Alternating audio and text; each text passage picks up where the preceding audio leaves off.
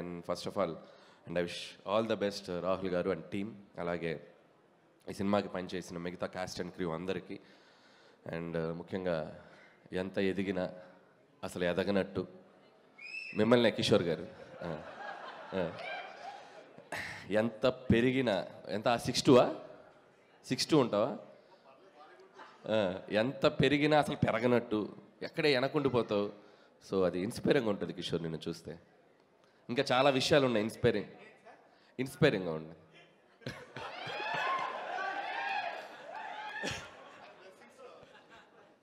Bless you. ఇంకా వేరే inspirations మన తర్వాత మాట్లాడుకుందాం. సో అలాగే రఘుబాబు గారు అండ్ రాజీవ్ గారు, హూ ఎవర్, బెన్నీ, మన సుధాకర్ గారు అబ్బాయి, ఈ సినిమాలో పనిచేసిన అందరికీ, అలాగే యాక్ట్రెస్ ప్రియా, ఐశ్వర్య అండ్ దివిజ, వాళ్ళందరికీ కూడా నా బెస్ట్ విషయం చెప్తున్నాను. అండ్ సినిమాకి పనిచేసిన మ్యూజిక్ డైరెక్టర్, కెమెరామెన్ అండ్ ముఖ్యంగా director Nikhil, first picture, debut picture. So తనకు కూడా ఒక డైరెక్టర్గా ఇండస్ట్రీలో మంచి పేరు రావాలి, బాగా నిలబడాలని కోరుకుంటున్నాను. అండ్ ఈ cinema hero Raja Gautam, and ఇంకో హీరో కాదుగా మీరు, కాదు కదా, మీ గురించి మాట్లాడదు. సో రాజా గౌతమ్ గురించి చెప్పాలి. అండ్ బ్రహ్మానందం గారు లాంటి ఒక లెజెండరీ యాక్టర్ కొడుకు అయినా కూడా తను ప్రూవ్ చేసుకోవడానికి సినిమా టు సినిమా చాలా కష్టపడుతూ హార్డ్ వర్క్ చేస్తూ ఇంత దూరం వచ్చాడు. అండ్ ఈ cinema Gautam, I wish you all the best. ఖచ్చితంగా ఒక పెద్ద హిట్ కొట్టాలని మనస్ఫూర్తిగా కోరుకుంటున్నాను. అండ్ నాకు సీతారామ శాస్త్రి గారు, బ్రహ్మానందం గారికి ఒక పాట రాశారు, గుర్తుందా సార్ మీకు? వారేవా ఏమి ఫేసు, అచ్చు హీరోలాగుంది బాసు. ఎలా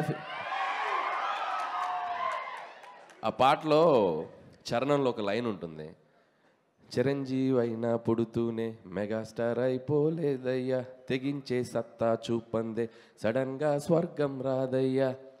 సో ఆ ఇన్స్పిరేషన్ అనేది నిజంగా రాజా గౌతంలో నాకు బాగా కనపడింది. సో డెఫినెట్గా ఈ సినిమా నిన్ను హీరోగా నిలబెట్టే సినిమా అవ్వాలి. అలాగే పొద్దున్న లెగిస్తే మనల్ని కొన్ని దశాబ్దాలుగా మనల్ని నవ్విస్తూ మనస్ఫూర్తిగా మనకు ఆనందిస్తున్న బ్రహ్మానందం గారు కొడుకు సినిమా సక్సెస్తో ఆయన మనస్ఫూర్తిగా ఆనందంగా ఉండాలని కోరుకుంటున్నాను నేను. అలాగే ఇందాక బ్రహ్మానందం గారిది ఒక మ్యాషప్ వీడియో చూసా, ఒక ఎంట్రీ ఇచ్చారు ఇలా జక్, అది చూసాక ఒకటి అనిపించింది, వెంటనే నెక్స్ట్ బాస్ సినిమాలో ఒక చిన్నగా అలా ఎలా వస్తారు ఎంట్రీ.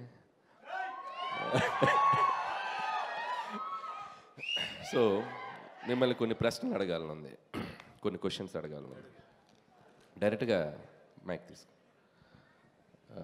డైరెక్ట్గా కాలేజ్ నుంచి వచ్చారా పొద్దున? యా. షర్ట్ ఏం చదువుతున్నారు సార్? ఏం చదువుతున్నారు? Third year BCom. BCom third year. Okay okay. అంటే 5 years చదువుదామని అనుకున్నాను. Okay okay. ఇప్పుడు థర్డ్ ఇయర్లో ఉన్నాను. థర్డ్ ఇయర్లో. సో ఇంత యంగ్ ఏజ్లో తాత క్యారెక్టరు తప్పలేదా? ఓకే. తప్పలా అంటే వాడు ఏంటి అది రాదు. అంటే మీ బ్రదర్ అండి? ఎవరు? Gautam. Gautam is my friend. No, is my junior. No, is my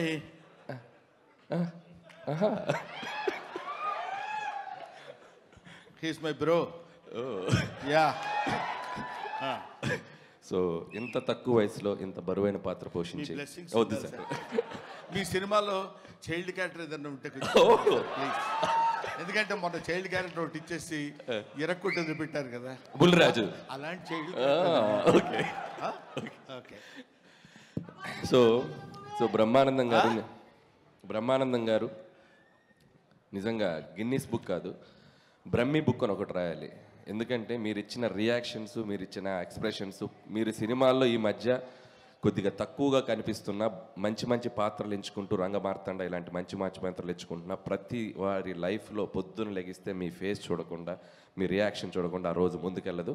so కాబట్టి బ్రహ్మీ బుక్ అని ఒకటి ప్రచురించి దాంట్లో మీ ఎక్స్ప్రెషన్ నెక్స్ట్ జనరేషన్కి ఇవ్వాలని నేను కోరుకుంటున్నాను. Thank you sir, thank you. So and ఈ సినిమా డెఫినెట్గా పెద్ద హిట్ అయ్యి బ్రహ్మానందం గారికి ఇంకా మనస్ఫూర్తిగా ఆయన ఇంకా బాగా హ్యాపీగా ఉండాలని మరొకసారి కోరుకుంటూ, సో టీం అందరికీ నా బెస్ట్ విషెస్ చెప్తున్నాను. And wish you all the best. Thank you.